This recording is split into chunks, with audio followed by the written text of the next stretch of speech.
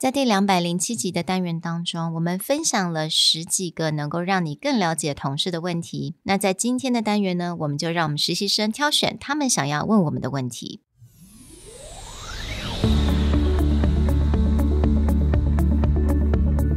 Hello， 欢迎来到 Executive Plus 主管与沟通力的 Podcast。I'm Sherry, an educator, certified coach, and style enthusiast. 我相信专业有效的沟通是语言跟逻辑的完美结合。And I'm Nick, a startup consultant, corporate trainer, and late-night gaming junkie. I believe great communication requires the right mindset and solid frameworks. 我们希望带给大家职场英语的技能、跨文化沟通技巧与其他能帮助您成为出色领导者的工具。Join us each week as we share our experience, research, and methodologies to take your communication and language skills from good to great.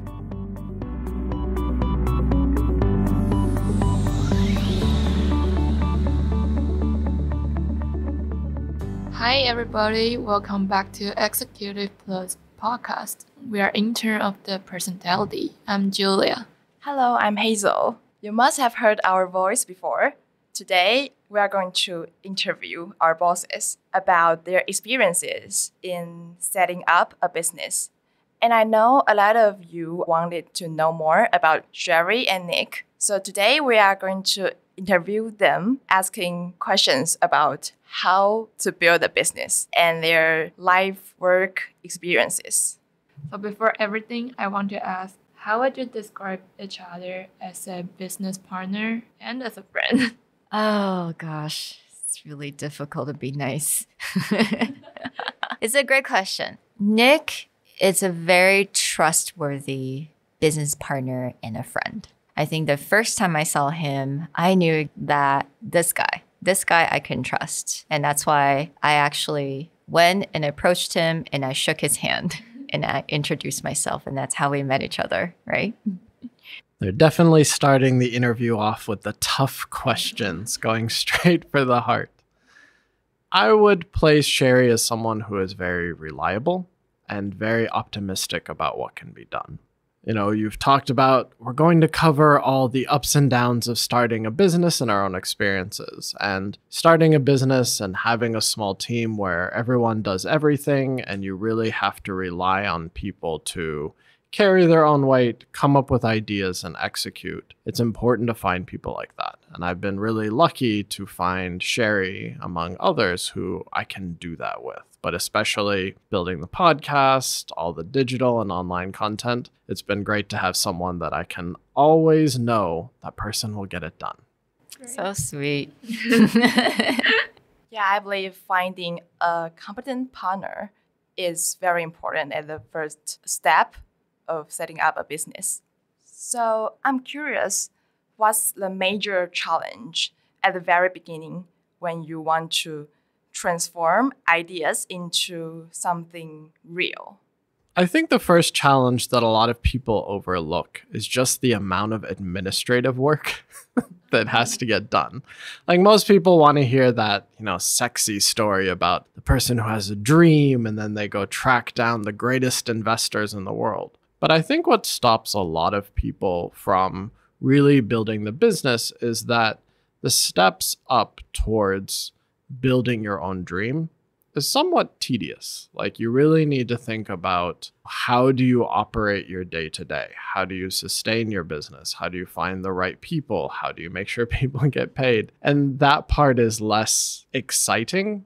But if you do it wrong, it just creates a lot of headaches. And that's to say, we've done a lot of things wrong in the past. Presentality has been running for 5 years. And, there have been ups and downs, and searching for the right fit and match of what we want to do with what the market wants. It's an interesting journey, but yeah, it really is about the day to day. And I think that's something people need to consider is, can you push through that day to day while building your dream? Yeah, I think that's really true. And also, Nick tells me this all the time, is it overnight success, right? Yeah, overnight success. Like a 5-year overnight success. Yeah, exactly. So 'cause I think everyone, especially younger generation, OK， 现在应该有蛮多听众，我们通常都会觉得说，overnight success, right? 一个 video go viral, you're successful. 但其实很多的所谓的 overnight success is actually, it took years to actually build. But that's the reality. 这个是事实. So the challenging aspect is how do you actually push through? Like when you feel just down, like it's really normal to feel like I think I screwed up or maybe this is not working. But how do I actually just stand up and try something new again and still feel positive about the future? I think that is the most challenging part. So you mentioned about like day-to-day effort is important. That makes me want to ask, what is your typical week like or typical day like as a routine? My typical days, again, really boring. I had to wake up really early so I can take my daughter to school, right? 6点起床, take my daughter to school, come home, get ready for work. And then what I try to do is when I'm working, I just think about work. And I don't want to bring work home. 这个部分我觉得对很多新创的应该非常困难 because having a company, it's like you're working all the time. You're thinking about work all the time. And I had to make sure that I don't bring that back. So I do as much as I can. I have a checklist, right? 我每天都会有个 checklist, 一定要做什么 so I can check it off. And I'll try to just do as much as I can here in office. And then I'll go home at around like 7 and, spend the rest of the night with my kid so that, put her to bed. And then I can have my little alone time. I think most people hear that question and they think about like that Instagram post of some Fortune 500 CEO who like wakes up at 4 a.m. and then Pelotons until 5:30 and then does all that. If you get to a certain scale, there is a power and habit, a power and routine. I am not that morning routine person. No, he's not. I'm not a morning person. So my routine at the beginning of the day is try to talk as little as possible. But I would say it's like in a typical week, it's a balance between that administrative side, but also then working with clients and building a company. And I would say that a perfect day is somewhere where you get to balance a bit of both. Like as an entrepreneur, as starting a business, you have to hustle. But there are certain things that just can't be sped up and need to be done well. So it's like if you can split the day, like for me, a perfect day would be in the morning, I can do administrative work, balance the finances, read, sort emails, etc. Again, something that doesn't involve talking. And then by late morning, work on a project, and afternoon, start to work with clients, and then end the day with wrapping up a project. And I think what really matters is if people can find a flow to their week. It's that when things are really choppy or like if you have a whole day of meetings, you're probably not going to enjoy that day. But if you have like a whole day of just client work, you're probably also not going to be able to focus. So it's like finding a flow and a balance, I think, is what makes my week the difference between like a good week and not a great week. Yeah, I think it's important to set boundary between work and life so that you can do both things well. But there must be some times that shit happens. What do you cope with problems that happens unexpectedly when you are stressed or anxious? Another good question. To be really honest, I am still learning how to do that. And we sometimes romanticize this idea of coping with anxiety or coping with stress, like finding this best way to do this, meditation, because it's very Instagrammable. But the problem is the stress, the type of stress and anxiety varies every day. And also sometimes just new problems will come. 很多不同的事情它就是会出来 and it's different every single time. So 我觉得对我来讲一个很重要就是刚刚 Nick 有提到你要怎么样来 balance 你的生活，不管怎么样它一定会有 stress， 一定都会有 anxiety， 但是你还是要因为能够 balance 你才能够看到好的东西 like actually see what is good. And that always helps me with managing the stress and anxiety because there's always things popping up. And another thing that I have to say, I know it sounds a little bit like cliche, is you gotta love what you do. So for this business, 因为我真的非常喜欢 training, teaching, education. 所以至少我知道在 coaching 的时候，或者我在教书的时候，真的我很开心的。而且在那个部分，其实反而我可以放空。I just do what I like, and all the anxiety and stress can be dealt later. And at least that is something that I feel productive. 所以每一天能够做一件事情，让我觉得，我有做到我喜欢的事情 and I'm productive. That will always help me to manage my stress and keeps me somewhat motivated. So I think there's a lot of elements, and I'm still learning. Do you do meditation? I just heard some people tell me that it's useful, but I never really tried myself. Meditation, I basically started this year. I'm not good at it. I'm still learning how to do it, but I do think it's really important for me to have my very own time, to feel centered. 我不知道中文要怎么形容，就是你真的是感觉到回到你自己，然后其他的事情变成是一些就是杂音啦，对。So to me 就是 meditation， 如果我一天其实不太会 meditation， 但是如果我有5分钟的时间能够让我 meditate, that has helped. Cannot do it every day, but at least when I can, that has helped me. And he doesn't do meditation. Okay. I think the way that you phrase the question resonates from the standpoint you said sometimes shit happens. But the reality is when you start a business is every day shit happens. And I think that's just something that you embrace as part of it. So, there's that quote that it's, if you love what you do, you'll never work a day in your life. I don't think that's true. But what I think is true is if you love what you do, you are very happy to go to work. It is work. There's no question of it. But when shit happens, there are going to be extreme cases where it may, quote unquote, break you. And you're like, never again. I'll never do this again. But a lot of times is just, you will also see some people come alive from the standpoint of all right, well, let's do something. And I would say that sometimes your best opportunities come when shit happens. I mean, the fact that this podcast exists at all happened purely because of a pandemic. Shit happened. We used to build a large amount of our year around doing training about doing different programs, going in and working with startups or coaching events, etc. And that all went out the door. And now it's just oh yeah, we actually really like this digital thing. But that's a shit happens situation. Dealing with the stress of it and the moment doesn't necessarily feel fun. But I think part of that pushing through is 2 things that we've already talked about. 1, having people around you that you can rely on, which means who's going to back you up when this gets bad? Are there people that you can help share the workload, share the stress load with? That matters. And I think if you're a solo entrepreneur, that's probably one of the hardest things to push through, is because it's you.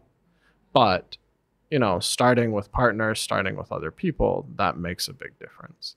For me personally, when I get really stressed, I just want to work. Mostly is I just want to get it done. It's not like I'm thriving and loving the work, but it's just okay, sit down, get it done. But one thing that I do have to do is take breaks, because if I'm super stressed out and I'm just going, the quality of my work will get worse. So it's just sometimes stepping away from an hour, watching the new House of Dragons episode, and then sitting back down and thinking through something.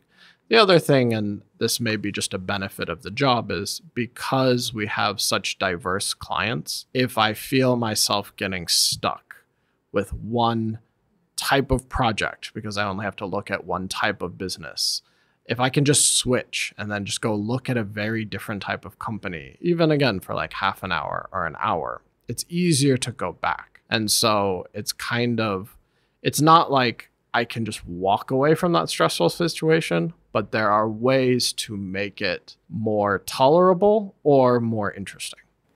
Yeah, I do agree that one best way to de-stress or make yourself not so stressed is just to work on it and solve it. Yeah. But you have to be careful because I think, like, for me, the people around me, they get annoyed by that. Because I'm like, don't talk to me. Why are you talking to me right now? Don't you think I have things to do? I don't care about your stuff. Actually, I do that. Yeah. Like, why is your mouth moving? So I'm sure that doesn't make me the most pleasant person to be around. But sometimes for me, or again, like moving that energy, funny enough is if I'm really stressed with work, one of the first things I'll do is tear apart my apartment and reorganize it. And I think part of that is because that's an action that doesn't take a lot of brain power. But two is you can get that satisfaction, something got accomplished. And now I can go back to accomplish something else. But you get that gratification point. I reorganize this whole bookshelf. It looks good. I can accomplish things. And now I'll move on and do what I need to do. Yeah, that's why many people say it's good to like make your bed in the morning every day. It's like a ritual of you getting things done. Yeah, and I think a lot of time our stress comes from the idea that we need to be positive.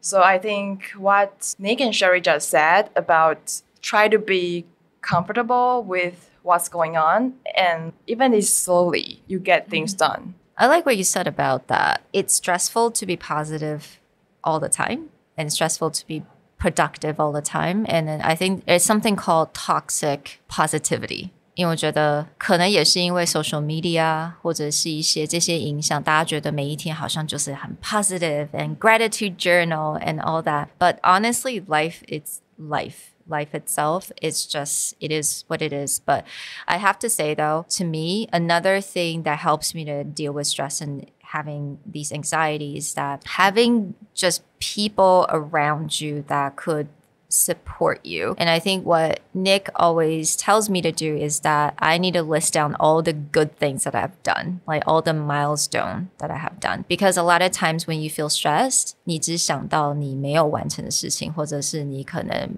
没有达到的事情，但是其实你会忘记你做了很多很多很棒的事。So like force me to talk it, just say out loud what I have done that I'm proud of. And that usually will help me to at least move to a more brighter direction and help me to feel less stressed. So you mentioned that you love your job, and I know you love your job so much.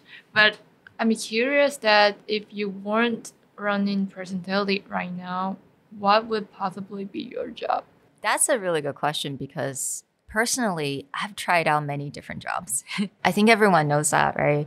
I've tried out many different industries. And I don't think I can answer that question with like 100% certainty, but I could say is that it will has to be a job about people. I think I like to talk to people. I'm someone who likes to communicate with people. Like I actually really enjoyed my sales jobs when I was working in New York. 因为每一天都可以跟人家跟不同的人能够沟通 and I really like to observe and understand people behavior. 所以我有可能比较会是往 I was like telling Nick today, it was like PR perhaps, or someone that really needs to communicate with people. Not just like talk, but like actually communicate with people. So, well, I'm talking about communication, but I would say I'm not fixed on any industry.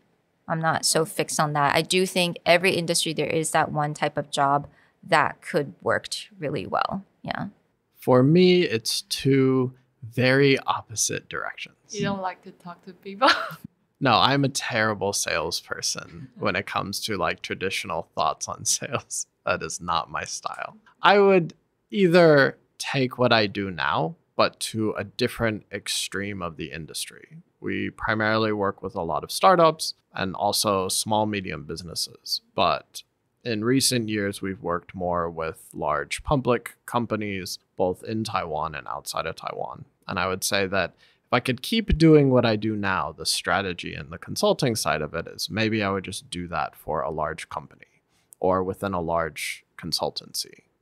So that's one side of, or one direction could possibly go. The other half is maybe I would just go through this startup journey again, but with a very different style. So over the years, I've had a lot of app ideas just kind of building in the back of my mind that I think would be really interesting to build, but that's like a full-time job or a full-time business to do it. And yeah, as Sherry said, you are not fixed in a certain field or like profession, right?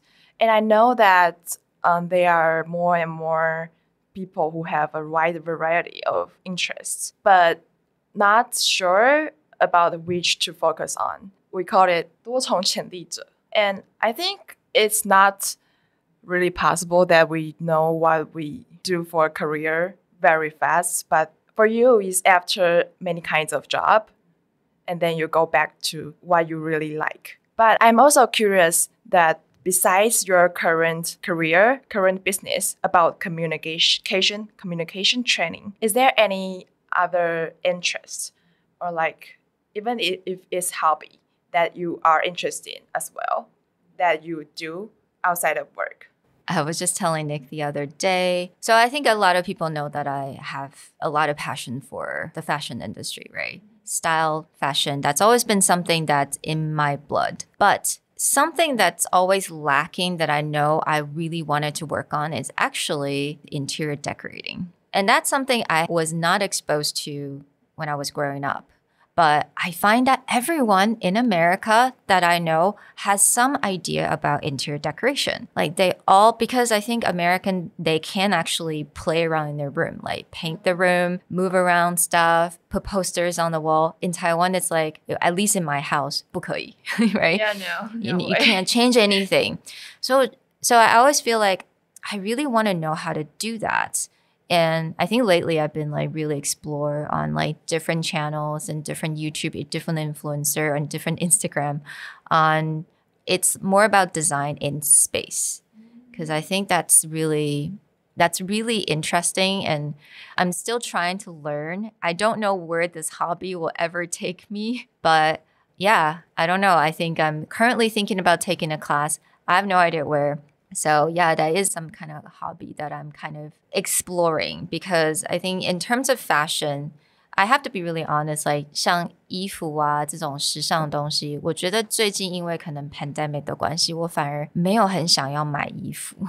因为不用出去嘛。Yeah, like I don't know what to buy. I really don't because I feel like I already know my fashion sense. I know what looks good on me. I know what doesn't work on me. 我没有任何欲望 which is That's great. It's good, but it's like something's lacking in my life. I feel a void. I feel a void. Yeah, there is a void. So, but I still love design. I still love art. And I like practical art. I think practical is like the key thing. What I can actually use and like work with or live with. So I think interior design is my current passion. Yeah. I think it's about lifestyle, right? Yeah. Like when it comes to style, it's about both like fashion, clothing, and also your space and room design. Yeah, I'm also interested in that too. What about you, Nick? Video games. Well, yeah, but that's not like a recent hobby. That's more of like a de-stressing tool. To be honest, I've been a bit bad about having hobbies that are like very different from work. I think one of the benefits of our particular job, and especially what I do within the company, is like I just learn stuff all the time. And so because I get to dig into things and kind of ask questions that maybe even is beyond the scope of client work, just be like, oh, that's really interesting. Then I'll just end up reading a lot about it. But one thing that I've been enjoying recently is joining a international online book club. Every other week, there's a group. It's not a big, it's actually about 5 people. All of them came from like a community that listens to one very popular business podcast. But we started reading a lot of biographies on different famous people. And we come together every 2 weeks and we finish a book like once a month. And it's been really interesting because I have my own habit of choosing books, and a lot of it is really like Andrew and I read a ton of the same books. But now they're choosing things like the biography of the person who created hot sauce, like the hot sauce brand Tabasco. And now the next thing we're going to read is the biography of Jim Henson, the guy who created The Muppets, Sesame Street. Prior to that, we looked at James Dyson, like the hair dryer and fan vacuum company. And so it's been really interesting because these are not books or biographies I would necessarily choose on my own, but yeah, you get to see something very different. And so that's been sort of my like not directly related to work activity. That's been a lot of fun recently. Yeah, I think it's great to have a like community that you can keep up with and exchange your ideas. I think a lot of students in Taiwan, they also are looking for maybe language exchange partner online. And for me, I've tried this method and it really works. So we'll move on to the next questions. I'm wondering, is there anything right now that you aren't satisfied with that you want to like make up or improve? Because like in current state, you have built your brand and like everything is on track. Is there anything else that you think you can do more? Exercise. Oh, right. That's important. I mean, that's important. What are you trying to say? Julia agrees. I think many people agrees that one thing that you find, especially as Sherry and I get older, is that Why do you put me in there?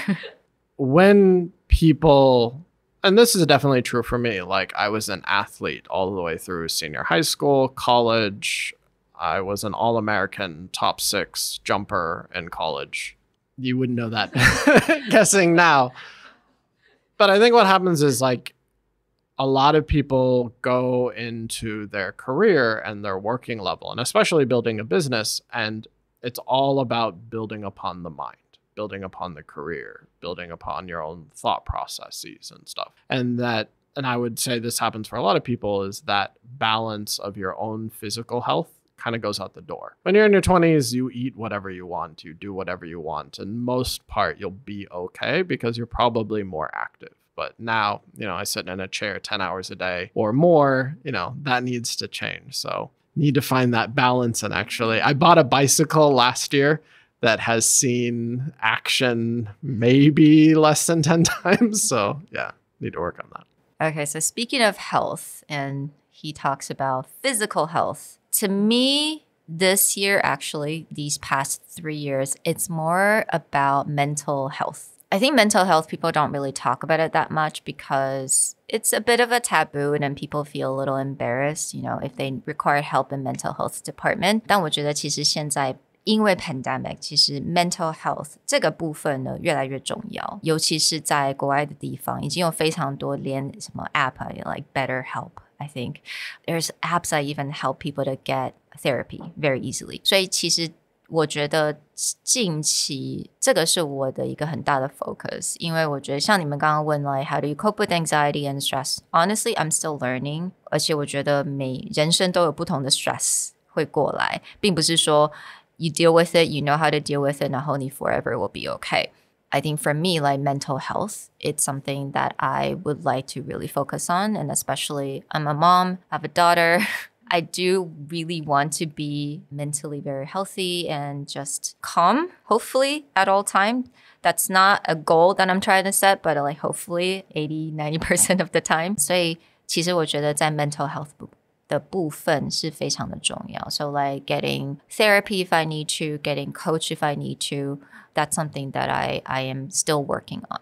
Yeah, I think health is like really important, no matter physical health or mental health. Yeah, mental health, especially in this internet dominant era. Mm-hmm. I hope everyone get to know more about Sherry and Nick, and we're also happy to know more about them. Thank you. Thank you. Thanks, guys. Thank you.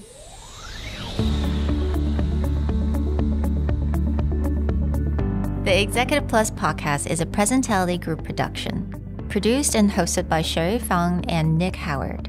You can search us on Facebook, 主管英文 Executive Plus.